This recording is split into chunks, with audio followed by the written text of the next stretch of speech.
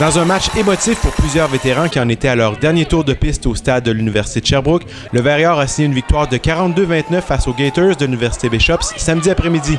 Un match plus difficile qu'anticipé pour la troupe de David Lessard qui a mis la main sur une 8e Coupe du Maire en 10 éditions. Rivaux naturels du Warrior, les Mauves se sont amenés au stade de l'UDS avec l'intention de causer une surprise. Et le moins que l'on puisse dire, c'est qu'ils en ont causé toute une aux spectateurs en demeurant dans le coup jusqu'à la toute fin du 4e quart.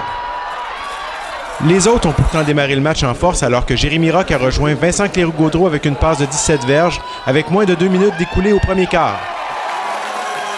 Quelques instants plus tard, le botteur Louis Deshôtels a réussi le premier de ses 4 placements de la journée. Fait à noter, Deshôtels est sorti de la retraite pour remplacer Mathieu Hébert qui a subi une blessure durant le match à Québec face au Rouge et Or. Il s'agissait donc de son premier match au niveau universitaire.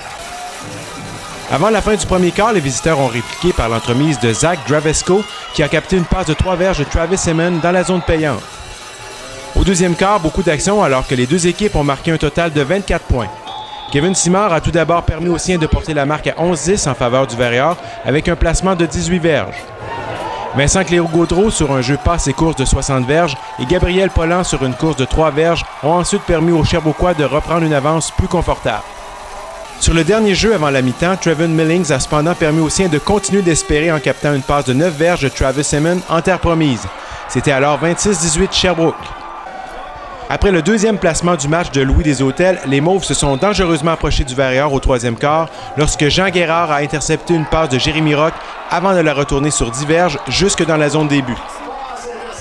Ce n'est donc qu'à la toute fin du dernier quart, après 2 autres placements, que les Sherbrookeois ont mis un point final à la rencontre grâce au deuxième touché du porteur de ballon recru, Gabriel Pollan. On est allé avec un alignement, tous ceux qui étaient en santé, on les a fait jouer.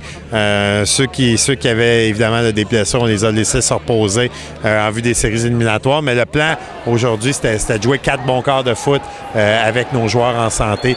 Puis c'est ce qu'on a fait. Là, fait que somme toute, on est content du résultat. On peut maintenant enfin tourner la page puis se préparer pour les séries éliminatoires.